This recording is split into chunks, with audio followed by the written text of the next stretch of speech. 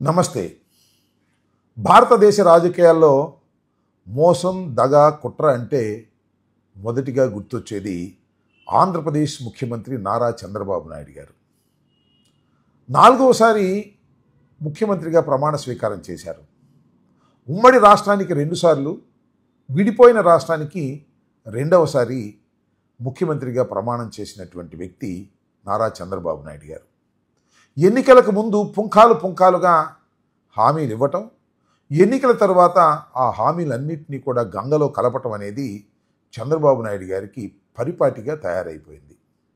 మొన్న జరిగిన ఎన్నికల్లో చంద్రబాబు నాయుడు గారు కోకొల్లలుగా వాగ్దానాలు చేశారు. ప్రధానంగా సూపర్ 6 అనే దాన్ని ప్రబలంగా ప్రచారం చేశారు. అధికారంలోకి రావటమే తరువాయ సూపర్ 6ను అమలు చేసే బాధ్యత మాది అని చంద్రబాబు నాయుడు గారు చెప్పారు. దానికి గ్యారంటీ జనసేన పవన్ కళ్యాణ్ గారు కూడా ఇచ్చారు. కానీ ఇక్కడ గమనించాల్సిన అంశం ఏంటంటే, కలిసి పోటీ చేసినటువంటి భారతీయ జనతా పార్టీ మాత్రం దీనికి మేము హామీ ఇవ్వలేమని నైస్గా తప్పుకున్నారు. అంటే వారికి రాబోయేది వారికి తెలుసేమోననేటువంటి ఒక సందేహం.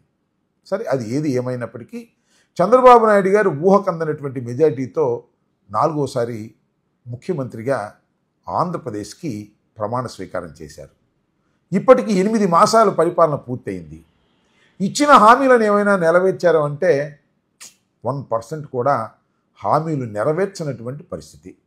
నెరవేర్చకపోతే నెరవేర్చకపోయారు, నెరవేరుస్తాను పలానా తారీఖు నుంచి అని చెప్పగలుగుతున్నారంటే అది చెప్పటం లేదు.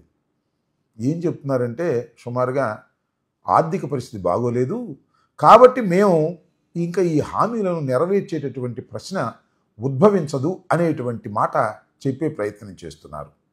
నిన్ననే నీతి ఆయోగ్ రిపోర్ట్ మీద ఒక సుదీర్ఘమైనటువంటి ఉపన్యాసం చేశారు. ఆ ఉపన్యాసంలో చంద్రబాబు నాయుడు గారు సుమారుగా చెప్పేశారు, రాష్ట్ర ఆర్థిక పరిస్థితి బాగోలేదు, రాష్ట్ర ఆర్థిక పరిస్థితి బాగోపోవడానికి కారణం చంద్రబాబు నాయుడు గారి కన్నా ముందు పరిపాలించినటువంటి జగన్మోహన్ రెడ్డి గారు. జగన్మోహన్ రెడ్డి గారు రాష్ట్రాన్ని సర్వనాశనం చేసేశారు, అన్ని వ్యవస్థల్ని కూడా భ్రష్టు పట్టించారు, కాబట్టి ఆదాయాలు లేవు, అప్పులైపోయాయి, కాబట్టి నేను ఇచ్చిన హామీలను నెరవేర్చలేను అని కొండ బద్దలగొట్టినట్టు చెప్పేశారు. ఒకసారి చూడండి ఆయన ఏం మాట్లాడారో, చూస్తే మీకే అర్థమవుతుంది. గవర్నమెంట్ ఆఫ్ ఇండియా ఇచ్చారు ఒక 15,000 కోట్లు, వరల్డ్ బ్యాంక్ నుంచి అమరావతికి ఇచ్చారు.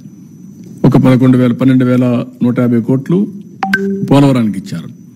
ఒక 11,114 కోట్లు రివైవల్కి ఇచ్చారు. సరే, మిగిలిన కొన్ని మేము ఈ వర్క్స్ అన్ని మీద పెట్టడానికి కొంత శాఖ కింద కొంత ఫండ్స్ ఇచ్చారు. కానీ ఆ డబ్బులు నేను వెల్ఫేర్కి ఇవ్వలేకపోతున్నాను. కనీసం అక్కడ పెడితే రివైవ్ అయితే, డెవలప్మెంట్ అయితే నాకు ఆదాయం పెరుగుతుంది, ఆదాయం పెరిగితే ఇస్తాం. ఇంకొంచెం ఫ్లెక్సిబిలిటీ కోసం ఆలోచిస్తున్నాం. ఎక్కడ ఫ్లెక్సిబిలిటీ వస్తే అక్కడ అవసరమైతే బారో చేసినా సరే I want to give my commitments. తల్లికి వందనం కానీ, లేకపోతే రైతులకు ఇవ్వాల్సిన రైతు భరోసా కానీ I want to give it. ఏదో రైతు అయినా అవస్థపడాలి, గవర్నమెంట్ అయినా అవస్థపడాలి. నాకు ఫ్లెక్సిబిలిటీ ఉంటే నేను అవస్థ తీసుకోవడానికి సిద్ధంగా ఉన్నా. I will give it. ఆ ప్రయత్నంలోనే అనునిత్యం ఉన్నాం. మా డిపార్ట్మెంట్కి అదే చెప్పాం. They are also doing same exercise. ఒక్క నిమిషం కూడా వెయిట్ చేయాలి నాకు ఫ్లెక్సిబిలిటీ ఉంటే. ఇప్పుడే దాని మీద కూడా ప్లాన్ చేసుకున్నాం, వర్కౌట్ చేస్తున్నాం. I will come out. ఇది ఆయన మాట్లాడినటువంటి మాట. పైగా ఏమంటారంటే, మేము ఎక్కడన్నాము, సూపర్ 6 అమలు చేస్తామని చెప్పాం కదా అని మళ్ళా ఒక ట్వీట్ తెలుగుదేశం పార్టీ చేసింది. మీరు ఒకసారి చూసినట్లయితే ఆయన ఉపన్యాసంలో 15,000 కోట్ల రూపాయలు వరల్డ్ బ్యాంక్ ఇచ్చింది కేంద్ర ప్రభుత్వ సహాయంతో. అలాగే 12,150 కోట్ల రూపాయలు పోలవరానికి ఇచ్చారు. 11,114 కోట్లు రివైజ్కి ఇచ్చారు. మరికొంత సొమ్ము కూడా ఇచ్చారు. కానీ ఇచ్చిన సొమ్ముని డైవర్ట్ చేసి సంక్షేమాలకు ఇవ్వలేం కదా. అందువల్ల సంక్షేమాలు ఇప్పుడు ఏమి కూడా నేను ఇవ్వలేను. అయితే ఇవన్నిటిని పెట్టుబడి పెట్టి ఫలితాలు వచ్చిన తర్వాత అంటే అర్థమైందిగా, 15,000 రూపాయలు అమరావతి మీద, 12,000 చిల్లర పోలవరం మీద, ఈ 11,014 కోట్లు రివైజ్ దాని మీద, ఇంకా వాళ్ళు ఇచ్చినటువంటి కేంద్ర ప్రభుత్వం ఇచ్చిన డబ్బులన్నీ కూడా పెట్టుబడులుగా పెట్టి అవన్నీ మంచి ఫలితాలు ఇస్తే, ఆదాయం పెరిగితే అప్పుడు చేస్తాను అని కదా ఆయన చెప్పింది. విన్నారుగా. లేదంటే బారో చేసి అప్పు చేసి చేస్తాను. దీనిలో రైతైనా నష్టపడాలి, నేనైనా నష్టపడాలి. రైతు నష్టపెట్టేటటువంటి పరిస్థితి లేకోకుండా ప్రభుత్వం నష్టపడే అవకాశం ఉంటే నేనే చేస్తాను, లేకపోతే రైతే నష్టపోతాడు అనేటి మాట తేల్చేసిన మాట వాస్తవమా కాదా? ఎందుకు చంద్రబాబు నాయుడు గారు ఇలా బుకాయించే కార్యక్రమాలు చేస్తున్నారు అనేది నేను ఇక్కడ సూటిగా ఆయన్ని ప్రశ్నిస్తున్నా. ఆయన సూపర్ 6 అని పెట్టాడు కదా, సరే చాలా వాగ్దానాలు చేశాడు, ఆ వాగ్దానాల సంగతి పక్కన పెట్టండి. సూపర్ 6 అనే వాగ్దానాలు ఏం చేశాడో ఒక్కసారి మీరు చూడండి. బాబు షూరిటీ, భవిష్యత్ గ్యారంటీ. నెంబర్ 1, యువతకు 20 లక్షల ఉపాధి అవకాశాలు లేదా నెలకు 3,000 నిరుద్యోగ భృతి.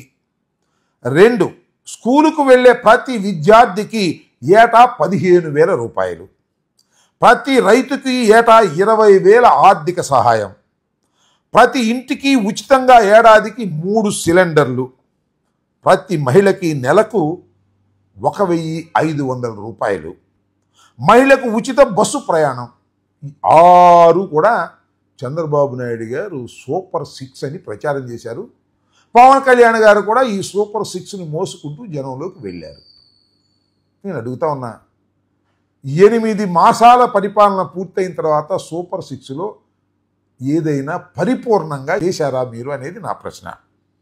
1, నెంబర్ 1, యువతకు 20 లక్షల ఉపాధి అవకాశాలు.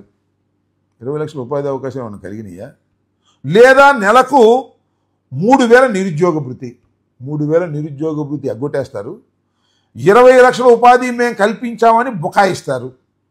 ఇంతకు ముందు కూడా గుర్తుంది కదా మీకు, చంద్రబాబు నాయుడు గారు నిరుద్యోగ భృతి ఇస్తానని ఎగ్గొట్టేసినటువంటి పరిస్థితి కూడా మనకు గుర్తుంది. దీన్ని పూర్తిగా పక్కన పెట్టేశారు. సూపర్ 6లో మొదటిది. రెండవది, స్కూలుకు వెళ్ళే ప్రతి విద్యార్థికి ఏటా 15,000 రూపాయలు. అంటే అది అమ్మఒడని జగన్మోహన్ రెడ్డి గారు సంవత్సరానికి తల్లికి 15,000 రూపాయలు ఇస్తుంటే, తల్లికి ఎంతమంది పిల్లలు ఉంటే అంతమందికి ఇచ్చేస్తాం అన్నారు. 2 ఉంటే 2, 3 ఉంటే 3, 2 ఉంటే 30,000, 3 ఉంటే 45,000 అని ప్రచారం చేశారు.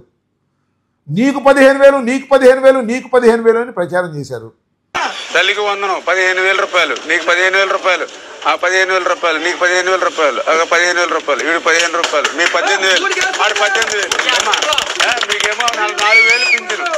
ఓకేనా, అర్థమైందా? ఏమో మీకు కూడా 18,000.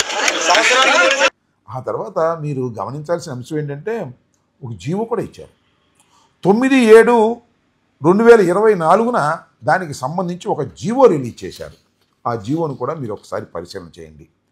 దానిలో ఏం చెప్పారంటే, as a part of government assured flagship programme, the government under Talliki Vandanam scheme is providing financial assistance 15,000 rupees for annum to each mother, not each student, each mother or recognized guardian who is below poverty line household and sending their children to school, college, that is from classes 1 to 7th. ఇది వారు ఇచ్చినటువంటి GO. ఈ GO ఎప్పుడు ఇచ్చారు? 9/7/2024. ఇంతవరకు అమలు చేయలే. ఎందుకు అమలు చేయలేదని అనేక సార్లు ప్రశ్నించాం. దాంతోపాటు ఏమన్నామంటే, మీరు ఈచ్ మదర్ అన్నారు, ఈచ్ స్టూడెంట్ అనలేదు అని ప్రతిపక్షం తరపు నుంచి అనేక సార్లు మేము మాట్లాడటం జరిగింది. ఈ జీవోని పక్కన పెట్టేశారండి. ఇంతవరకు పైసా ఇవ్వలేదు. ఆ తల్లికి వందనం అని చెప్పి ఎంతమంది పిల్లలు ఉంటే అంతమందికి ఇస్తామన్న వాళ్ళు కనీసం ఒక పిల్లకు కూడా ఇవ్వనటువంటి పరిస్థితికి మీరు వాళ్ళు వెళ్ళారు. అదేమంటే వచ్చే సంవత్సరం నుంచి చేస్తాం, అది కూడా ఇప్పుడు వనరులు బాగుంటే.